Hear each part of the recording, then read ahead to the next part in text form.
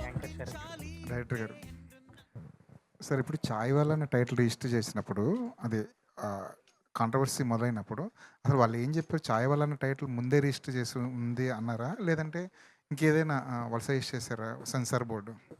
Censor side నుంచి అండి. అవునవును. అంటే వాళ్ళ సైడ్ నుంచి చెప్పింది ఏంటంటే మనం తెలుగు ఛాంబర్లో రిజిస్టర్ చేసినప్పుడు టైటిల్ అంతా ఉందండి. ఓకే. కానీ సెన్సార్ దగ్గరికి వెళ్ళేసరికి వాళ్ళు అబ్జెక్షన్ ఫీల్ అవుతున్నారు, అంటే కాంప్లికేటెడ్గా ఫీల్ అవుతున్నారు. సో మేము చెప్పాము, ఎక్స్ప్లెయిన్ చేయడానికి ట్రై చేసాం, ఒకసారి ఫిలిం చూడండి అని మనం ఎక్స్ప్లెయిన్ చేయడానికి ట్రై చేసినప్పుడు వాళ్ళు లేదు టైటిల్ మార్చాలని చెప్పారండి. అంటే మామూలుగా జనరల్గా సినిమా చూసిన తర్వాత ఓవరాల్గా సినిమా చూసిన తర్వాత వాళ్ళు అబ్జెక్షన్ చెప్పాలి టైటిల్ మీద, అందులో ఉన్న సీన్స్ మీద. కానీ ముందు సినిమా చూడకముందే వాళ్ళు అబ్జెక్షన్ చెప్పడాన్ని ఎలా చూస్తారు? అంటే వాళ్ళ సైడ్ నుంచి వచ్చింది ఇదే అండి, అంటే దీనికి మించి వేరేదేం లేదు. ఆల్టర్నేటివ్ టైటిల్ ఇదే అనుకున్నారు, మళ్ళీ వేరే డిస్కషన్ ఏమైనా నడిచిందా? అంటే చిన్న డిస్కషన్ అయితే అయిందండి, లేదంటే ఇలా కింద ట్యాగ్ లైన్ అంటే ఏమన్నా కొంచెం యాడ్ చేద్దామా, అంటే ముందు ఏమన్నా యాడ్ చేద్దామా, డిఫరెంట్ వేరియేషన్స్ ట్రై చేసాం కానీ లేదు వద్దు, it's not get in to other things అని వాళ్ళు చెప్పారు. సో వాళ్ళకి మేము రెస్పెక్ట్ ఇచ్చే మేము మారుస్తున్నాం అండి, అంతే. All the best. Thank you అండి.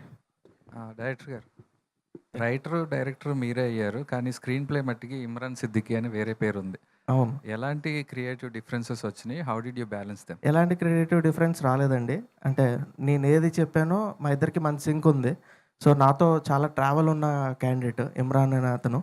సో ఇద్దరం మాట్లాడుకుంటాం. నేను ఒకటి చెప్తే అది లాక్ అయ్యి దాని ప్రకారం చేసుకుని వెళ్ళాం. నథింగ్. ఇలాంటి సినిమాలు బేసిక్గా రైటింగ్ మీద కంప్లీట్లీ డిపెండ్ అయి ఉంటాయి. అవును. రైటింగ్ పరంగా ఎలాంటి కేర్ తీసుకున్నారు? ఎలాంటి రిఫరెన్సెస్ తీసుకున్నారు? అంటే ఇది నేను బేసిక్గా నా లైఫ్లో నేను చూసిన ఇన్సిడెంట్సే నేను దీన్ని ఆన్ పేపర్ తీసుకొచ్చాను. అంటే నేను ఫెయిల్ అయినవి, నేను వేరే వాళ్ళ లైఫ్లో చూసినవే ఆన్ స్క్రీన్ కానీ ఆన్ పేపర్ కానీ దాన్ని రెప్లికేట్ చేశాను. సో దాన్ని ఎంత లైవ్గా చూపించాలో అంత ట్రై చేసాం. అదే సార్, ఇప్పుడు ఈ టైటిల్ చేంజ్కి ఎలాంటి ప్రొసీజర్స్ ఫాలో అవ్వాలి సార్? సోల్ ఏమీ మిస్ అవ్వలేదు కదండి. టైటిల్ చేంజ్ వల్ల ఎలాంటి మీరు సినిమా పరంగా ఏమన్నా మార్పులు చేయాల్సి నథింగ్ కదండి. Zero cuts. ఏదైతే మనం ఎమోషన్ అనుకున్నామో యాజ్ ఇట్ ఈస్ అలాగే ఉందండి ఫిలిం. ఓకే.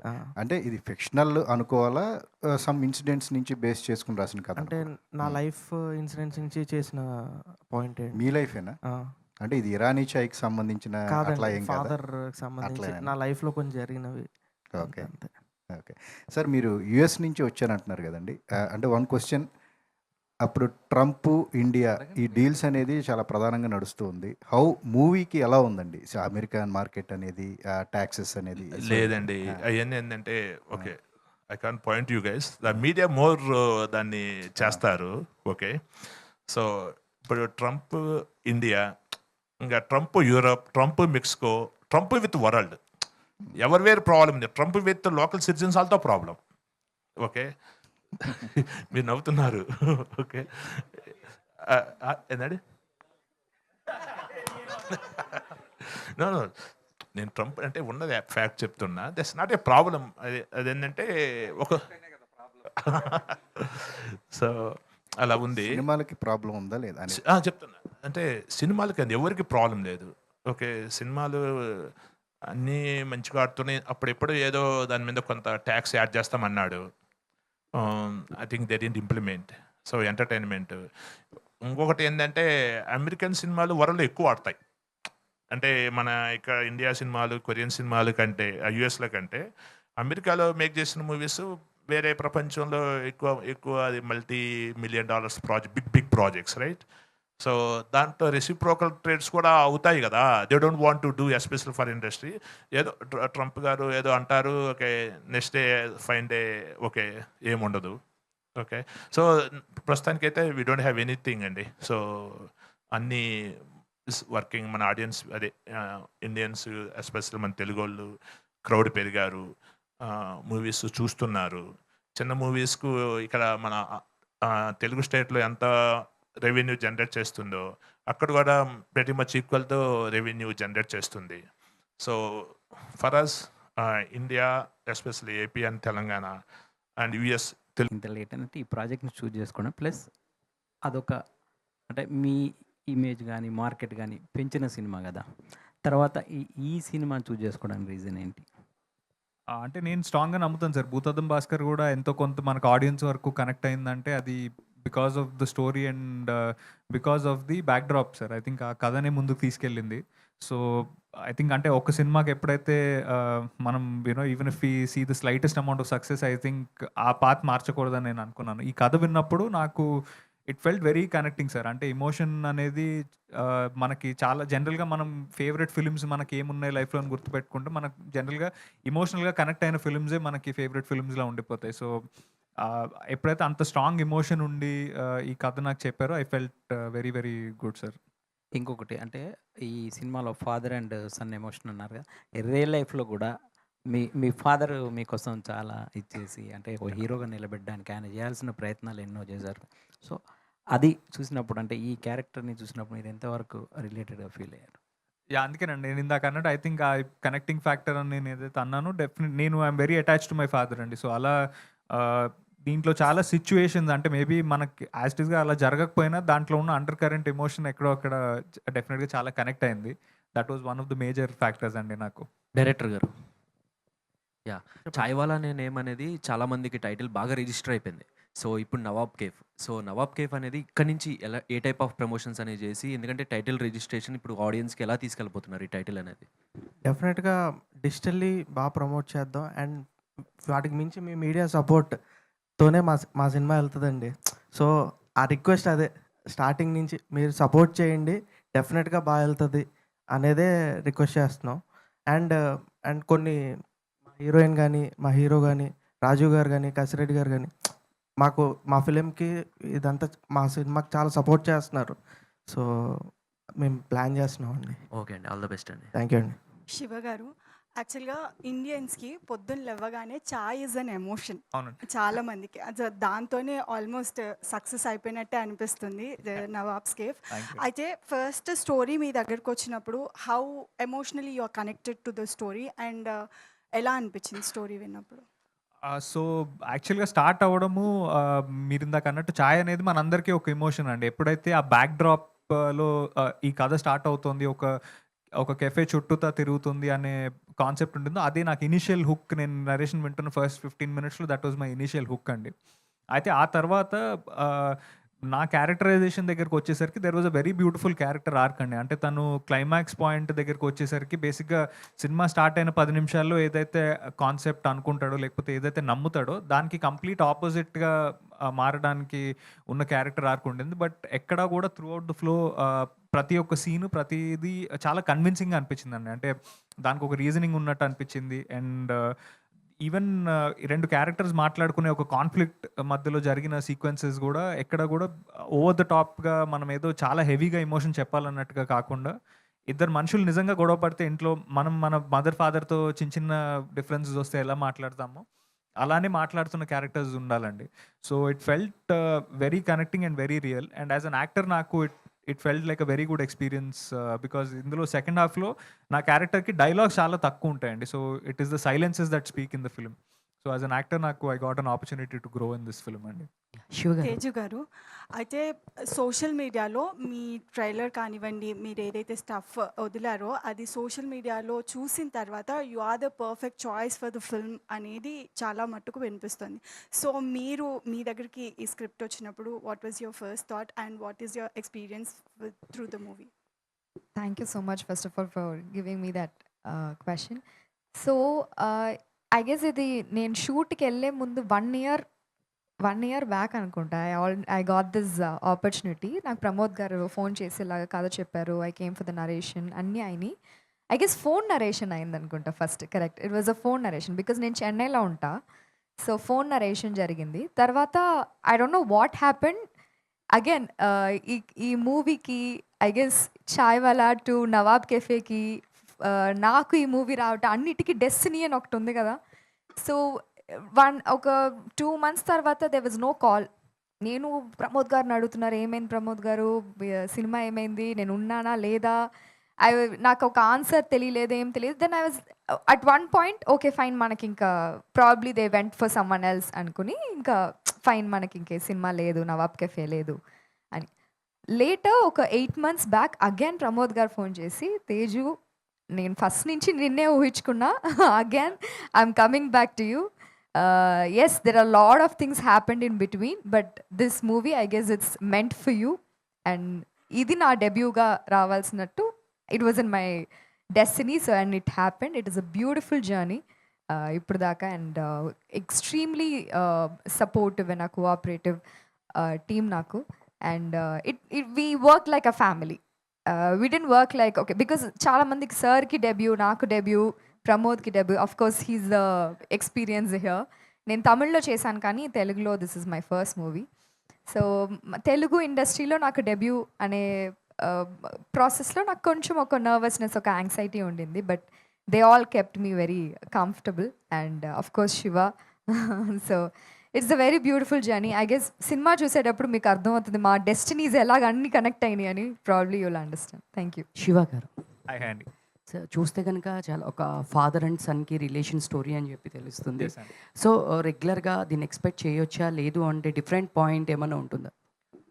అంటే అదేనండి, it's not a very out of the box film అండి. అంటే మనకి తెలిసిన కథే, కానీ ఎక్కడో అక్కడ అంటే దీంట్లో ఉన్న the treatment of the film is very very fresh and new అండి. అంటే మనము ఈ బ్యాక్ డ్రాప్లో జనరల్గా ఒక చార్మినార్ దగ్గర బేస్ అయ్యే ఒక ఇరానీ చాయ్ కేఫ్లో జరిగే ఒక డ్రామాని మనం చాలా రోజులు అయిపోయింది చూసి. యాక్చువల్లీ ఆ బ్యాక్ డ్రాప్ కూడా మన సినిమాలో ఇప్పుడు చాలా తక్కువ వస్తుంది. సో ఎక్కడ డెఫినెట్గా ఒక ఫ్రెష్నెస్ అయితే ఉంటుందండి మీరు చూసే ఫిలింలో. But familiar emotions and familiar situations అండి. సో దీంట్లో ఏమైనా ఫైట్స్ అయినా చేస్తున్నారా, లేదా ఒక సాఫ్ట్ బాయిల్ అనే కనిపిస్తుందా మీకు? లేదండి, ఒక ఫైట్ బేసిక్గా డైరెక్టర్ ఇన్సిస్టెన్స్ ఒక ఫైట్ ఉంది. బట్ ఇట్స్ నైస్ అండి. ఎక్కడ కూడా it's not a commercial over the top fight, but it's nice అండి. All the best. ప్రొడ్యూసర్ గారు, యాక్చువల్గా మీరు చూస్తే పాపం చాలా హానెస్ట్గా ఉన్నారు. అంటే అమెరికాలో ఉన్నట్టే ఇక్కడ ఉండాలని అనుకుంటున్నట్టున్నారు. బట్ అంటే మన సినిమా ఇది మనం అంత అంటే ఆర్గనైజ్డ్గా జరగదండి. అంటే మనం అనుకున్న ప్లానింగ్ వేరు, జరిగేది వేరు ఉంటుంది. యాజ్ ఏ ప్రొడ్యూసర్గా ఈ సినిమా తీసినప్పుడు మీకున్న అనుభవాలు ఏంటి? అంటే ఈ సినిమా మేకింగ్ నుంచి మీరు ఏం నేర్చుకున్నారు? హానెస్ట్గా చెప్పాలంటే దెర్ ఇస్ నో ప్రాసెస్ అండి. So okay, just my opinion. Okay, honestly my opinion. It's not even the standard process how to make the movie, but I learned how to make the movie. Okay, so I'm correcting what the things, what the problems and what the errors has been happening in my journey. So for my next project, definitely I'm gonna fix, make it on-time release and on-time censor, and everything I'm gonna make it very streamlined. Okay, so oka project man తీసుకున్న తర్వాత, so there is two things అండి. Okay, ఖచ్చితంగా ఇది చేయాలి, special for script నీకు bounded script, తర్వాత casting అయిపోయిన తర్వాత post production is most important. Your music, your CG work, so your editing, everything we have to be streamlined అండి. So I learned a lot. So this is my learning experience. So I can learn from my experience for my future projects అండి. I respect your opinion sir. So అంటే మీ ఒక vision ఏంటి sir? అంటే as a ప్రొడ్యూసర్గా మీరు ఏ స్థాయిలో ఉండాలనుకున్నారు రేపు పొద్దున టాలీవుడ్లో కానీ ఇండియన్ సినిమాలో కానీ? అదే అండి. So I can say that, okay, so first I have to define my production execution process. So these steps like a template. Okay, first నాకు స్క్రిప్ట్ చేయాలి, okay, execution process have to be defined. It is my execution process అని first define చేసుకున్న తర్వాత, so the స్క్రిప్ట్ని బట్టి is gonna be we deciding the budget. So script ఎంత demand చేస్తుంది budget అనేది we have to understand that one. Based on that one we can keep like 20-30% more than the budget for buffering for anything happen like reissue of couple of things. Okay, so in future we're gonna continue making the movie. So if we thought releasing this movie February 25 one day is exactly 1 year delay. So this is honestly I can say this is my execution process. It's a production execution process. So we're going to fix that one. So if we release this movie 25, by this time definitely we're going to complete the second movie అండి. So we are waiting for good content. If there is a good content, definitely we're ready to produce అండి. So there is no doubt, but we need the good content. So Pramod గారు thank you అండి. ప్రమోద్ గారు actually and ఈ సినిమాకి first పెట్టిన title కూడా Nawab cafe కదా మళ్ళీ మీ టైటిల్ తిరిగి మీకే వచ్చినట్టు అనిపించింది, ఒక పాజిటివ్ సైన్. ఎందుకని మధ్యలో ఈ టైటిల్ చేంజ్ ఎందుకైంది అసలు? అంటే బేసిక్గా కథ మొత్తం చూసుకున్నామండి, దీంట్లో 2 లేయర్స్ ఉంటాయండి. అంటే ఒక ఛాయ్ వాలా కథ, at the same time Nawab cafe చుట్టూ వీళ్ళిద్దరు ఫాదర్ అండ్ సన్ ఎలా రన్ అవుతుందనే లెగసీ దాని మీద రన్ అవుతుంది. So 2 different layers. సో ఓవరాల్గా 2 లేయర్స్లో చూస్తే ఛాయ్ వాలా అనేది కరెక్ట్ అని అనుకుని అది డిసైడ్ అయ్యాం. కానీ అండర్లేయింగ్లో నవాబ్ కేఫ్ అనేది రన్ అవుతూనే ఉంటుంది. దానికోసం హీరో పోరాడుతూ ఉంటాడు, రాజీవ్ గారు దాన్ని నడిపిస్తూ ఉంటారు. So soul of the film Nawab cafe అండి. సో ఈ 2 అండ్ మీరు ఇది real life incident some base చేసుకొని చేశానని అన్నారు కదా, అంటే రియల్ స్టోరీ సంథింగ్ అని. సో దాంట్లో స్ట్రెంగ్స్ ఏంటంటే మీరు ఎంతవరకు సేమ్ ఆ రియల్ ఇన్సిడెంట్ని మీరు స్క్రీన్ మీదకి తీసుకురాగలిగారు? అంటే డెఫినెట్లీ నేను లైఫ్లో సీన్ చూశానండి, దాన్ని యాస్టీస్గా నేను ఒక ప్రీ క్లైమాక్స్ ఆ పాయింట్ దగ్గర నేను అనుకున్నాను. At the same time father son మధ్య డిస్కషన్స్ ప్రతి ఇంట్లో ఉంటాయండి. అంటే కొడుకు ఫాదర్తో డిస్కస్ చేస్తాడు, అరుస్తాడు, మాట్లాడతాడు. సో ఆ ఏవైతే రిలేటబుల్ ఎమోషన్స్ ఉన్నాయో అవన్నీ నేను స్క్రీన్ మీదకి ట్రాన్స్లేట్ చేశాను. సో కనెక్ట్ అవుద్దని అనుకుంటున్నాను అంతే. All the best. Thank you అండి. డైరెక్టర్ గారు, అండ్ నవాబ్ కెఫే అనే టైటిల్ ఈ స్టోరీ లైన్కి ఎలా రిఫ్లెక్ట్ చేస్తుందని అంటారు? ఇది బేసిక్గా ఒక లెగసీ పాయింట్ మీద రన్ అవుతూ ఉంటుందండి. సో ఆ లెగసీ ఏంటి, అది ఎవరి లెగసీ నుంచి వీళ్ళకి ఇంటర్లింక్ అయింది అనేది ఒకసారి మీరు ఫిలింలోనే చూస్తే ఇంకా చాలా బాగా అర్థమవుతుంది. ఓకే అండి, thank you, all the best. Director గారు, ఫస్ట్ టైం డెబ్యూ కాబట్టి Yeah, yeah. ఎలాంటి జాగ్రత్తలు తీసుకున్నారు ఆన్ స్క్రీన్ తీసుకురావడానికి? అంటే మోర్ ఆఫ్ రిలేటబిలిటీ, అంటే క్యారెక్టర్స్ కానీ ఏదైనా అనుకున్నా మన పక్కన ఉన్న క్యారెక్టర్సే దాన్ని రిప్రజెంట్ చేద్దాం, అట్ ద సేమ్ టైం ఎక్కడ రూటెడ్గా చూపిద్దాం, అది కేర్ తీసుకున్నాను, దాని తగ్గట్టే చేశాను. సినిమాని ఎవరికైనా చూపించారా ఏదైనా, అంటే ఎవరికన్నా అంటే లైక్ ప్రెస్ కానీ లేదా సెలబ్రిటీస్? చూపిస్తామండి, కమింగ్ అవే ఉన్నాయి. మీకు చూపించాలి, సో మీ దగ్గర నుంచి రివ్యూ తీసుకోవాలి, సో అవన్నీ ప్లాన్ చేసుకున్నాం, part of promotion. Thank you thank you అండి. ప్రొడ్యూసర్ గారు, Hi అండి. ఇప్పుడు అంటే కొత్తగా సినిమాలు తీయటానికి వచ్చిన వాళ్ళకి ఇలాంటి ప్రాబ్లమ్స్ వచ్చినప్పుడు చాలా ఇదిగా ఉంటారు కదా, మీకు ఎవరు సపోర్ట్ చేశారు బాగా? మా టీం బాగా సపోర్ట్ చేసింది. ప్రమోద్ అండ్ శివ అండ్ రాజ్ గారు, father, okay, they supported. Thank you for that. Okay, so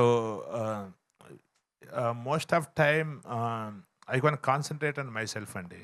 so ఎక్కడ మిస్టేక్ చేస్తాను అనేది, so from there we can correct.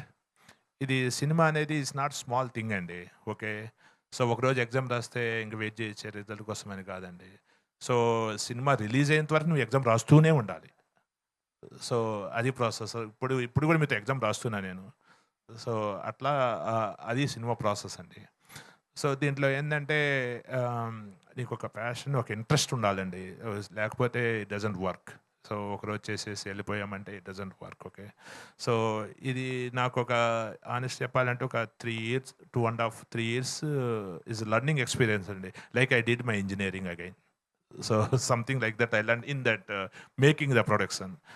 So మనకు చాలామంది ఏంటంటే మన ఫిల్మ్స్కి వెళ్ళిపోయి నేర్చుకుంటాము. మనం ఇక్కడ ఏంటంటే రియల్ లైఫ్లో spend that time, we learn that one. Okay, so I learned a lot. I gonna streamline my production execution process definitely. So I learned how to choose the story, and I learned how to make the movie, and I learned how to release the movie, which is the most important thing. So I am in this phase right now. So I believing I can release in good way, so that I'm not compromising anywhere, any things. So based on my PR suggestions, and I'm doing that one. So until release, after release, I keep learning. This is my learning experience for my second project or upcoming project. And I believe I keep continuing doing the movies, especially for Telugu. So I got more ideas to start animation company. And super sir, super. yeah, so I am collaborating with my US. There is a US pioneers in that animations, okay, Unreal Engine, all the stuff. I'm cooperating with that one. So India has too much talent, and I'm gonna use this talent for my future projects. And thank you. Super sir. నాకు ఒక dialogue అయితే చెప్పాలనిపించింది. అంటే మీకు కూడా ఇదే feeling వచ్చి ఉంటుంది. బాలకృష్ణ గారిది ఉంటుంది కదా, ఊరు మారితే తినే ఫుడ్ మారుద్ది, పడుకునే బెడ్ మారుద్ది, బ్లడ్ ఎందుకు మారుద్దిరా అనేది. ఇది కూడా అంతే, టైటిల్ మారితే టైటిల్ అవుట్లో మారింది కానీ సోల్ అలాగే ఉంటుంది కాబట్టి కంగ్రాచులేషన్. థ్యాంక్ యూ అండి. కరెక్ట్, దానికి నేను క్వశ్చన్ ఎన్హాన్స్ చెప్తానండి. సో ఊరు మారితే బ్లడ్, అది బాలకృష్ణ గారు చెప్పారు కదా, కానీ అది దానికి స్మూత్ వే నవాబ్ కేఫే డైలాగ్ అండి. నేను అమెరికాలో ఉన్న ఎక్కడ ఉన్నా అమ్మా నాన్న వర్డ్ మారదు కదండి. అమ్మా నాన్న వర్డ్ ఇప్పటికీ అమ్మా నాన్న అంటాం కదా, నేను అమెరికాలో ఎప్పుడు డాడీ అన్నాను కదా. సో అమ్మా నాన్న వర్డ్ ఇస్ నెవర్ చేంజ్ అండి. So I believe in that one. Thank you. Okay, thank you అండి. Thank you for everybody.